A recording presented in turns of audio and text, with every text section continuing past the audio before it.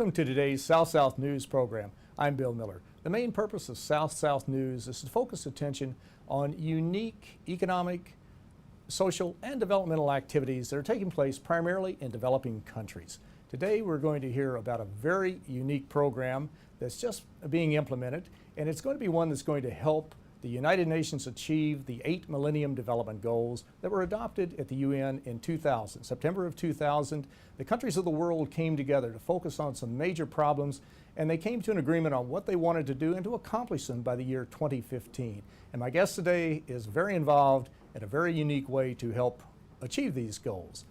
I want to welcome Mr. Talal Abud for being with me today. He is the chair of the Global Alliance for ICT and Development, and the ICT is Information and Communication Technologies. Mr. Abu Ghazaleh is the past vice chair of the United Nations Global Compact. He was vice chair in 2007, 2008, and he was also the co-chair of the UN ICT Task Force in 2001, 2005. Mr. Abu Ghazaleh, welcome to South-South News. It's a pleasure to be here. I appreciate you being with me today. We're going to get into ICT in just a moment. There are so many unique aspects, but you have been involved in a program called the Global Alliance for ICT and Development. GAID, G-A-I-D is the acronym. Tell us a bit about what is the Global Alliance for ICT and Development. Let me say first how delighted I am to be in this program because I belong to the South. I'm very much a South person, not only by birth, but also by interest. And I just received an hour ago, the First Lady of Sao Paulo, and we're talking about, if I can just shift focus to the timeline, we will be launching the MDG e-enabler, which is an electronic tool to accelerate the process of development. In Sao Paulo in March, as I promised the Secretary General, His Excellency Ban Ki-moon. In my mandate, which he approved, the timeline was that we start developing this project of a cyberspace, web-based, dynamic program. It's an animal. It's not a database. It's more than that. It is a database. It's a portal of portals. It's a matrix, but also it is a tool whereby development agencies, whether governmental, private, or civil society, can access it for free and can get the assistance they need in the best tools available for implementing development. So it is an action-oriented program and not just a general program. I'm saying this in introduction to show the focus of GAID because you asked me about GAID. GAID, as the name says, is about ICT and development. ICT is an enabler for development. In fact, if you look at target 8F, in goal 8 of the Millennium Development Goals, it says that the development process can be aided by the use of information and communication technologies in partnership with the private sector. And this is what GAID is. GAID is the only multi-stakeholder organization of its kind in the world, which includes governments, private sector, academia, civil society, and governments. So this is a truly multi-stakeholder organization. It was established as a result of the WSIS process in Tunisia. In 2005, the Secretary General of the United Nations was asked to establish a multi-stakeholder organization for ICT for development. And this is how it was born. Obviously, I was part of the earlier preparation because, as you mentioned, I was the co-chair of the UN ICT Task Force, which did the preparation for this global alliance, and and it helped give birth to it in the summit meeting of the World Summit on Information Society, WSIS. And as I mentioned in the opening, the UN Millennium Development Goals, I didn't go into the Millennium Development Goals, but these were very important goals as far as identifying they want to reduce abject poverty by the year 2015. They wanted to reverse the AIDS epidemic, to promote sustainable development and sustainable economic development, of course. So there are 8 really very logical and measurable goals that the countries of the world have signed on to, and not only the countries of the world, but the many private sector people, many non-governmental organizations, faith-based groups, service clubs such as Rotary International, just a wide range of groups have decided they want to really move these forward, and this is a very unique entity that you're involved in. Now, how will you have this set up, and you're going to have to explain this to me because you know it much better than I, but how... I'm not sure I do. Well, we'll learn together. We will learn together. Very good. But now, how will this work as far as, how will people tap into it? Let's just take one. Say we're trying to promote economic development, sustainable economic development. This is of interest to business people, to workers, to the economies. Every economy in the world depends on that. And they want to promote this. How will they be able to tap into GAID, the Global Alliance for Information ICT Development? How will they be able Let me start first by saying that the Millennium Development Goals were probably one of the very major, great accomplishments of the United Nations.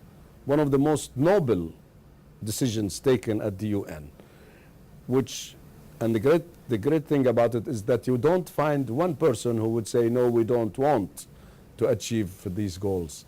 So there is unanimity, unlike the multitude and the majority of decisions taken at the UN. And that was also amazing that at the end of this PrepCom meeting, which we had yesterday and today, when we read the conclusions this noontime, it was unanimous. We did not have a single dissent because nobody would argue against the process of development in the wide sense of it. And we're not talking about only the Millennium Development Goals, because the world has to live beyond 2015.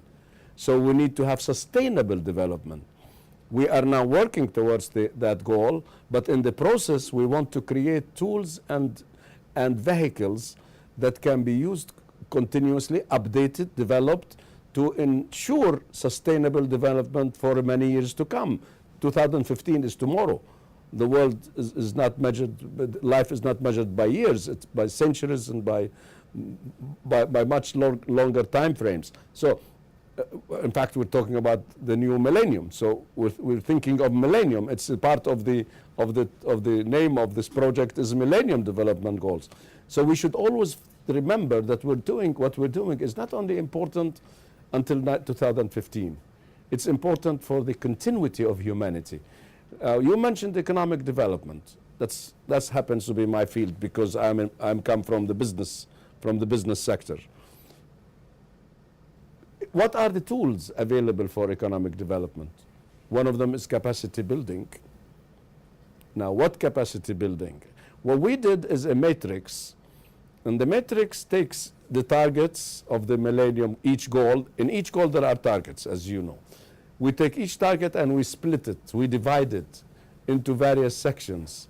And then we look what is available in the best practice as tools for achieving an improvement in the process of accomplishing the development process in that sub target. So just to give a simpler example, because if I go into economics, it's going to be a bit complicated. Let me give the mobile medical service, for example. How many people die on the way in a car, in the hospital car, what you call the ambulance, Mm-hmm. Yes. between the accident and the hospital? So but there are technologies which can now be used, and we use this actually, this very example today in our presentation about this, what we developed as an enabler, in how we can advise and help governments develop technologies, information and telecommunication technologies, in in the process of handling a victim or a patient on his way to the hospital, and not just waiting for him to arrive to the hospital to be treated. So what I'm talking about is a whole telecommunication. Why? Because we need, while the patient is in the ambulance, to connect him to the hospital, to the serving the doctor, and give to the doctors in the car the necessary information, also match his medical file, etc. So it's unbelievable how much information technology and telecommunication can help improve the health sector, for example. In the economic sector and in poverty, of course, the same thing applies. How can we aid farmers, for example, where there are no facilities for them to have access to modern technology available to us here in New York through mobile telephony? But how can mobile telephony be helpful to a small farmer or to a small producer? So it's a huge world. What we did is we developed this animal. It's an animal. What we developed is not a program or a software or a database. It's a portal of portals, yes, but that is only the resource for data. The resource as data resource, but the animal is a living thing, including having in it virtual consultants who would advise you, including having simulations and development games. We want to encourage students and the youth and introduce them to the program of development through providing games on development, on ICT for development. So it's a whole new world, and it's an innovation. It's the first of its kind. And at the meeting today, we presented the first prototype of this. The support was overwhelming, not one single suspicious or dubious reaction.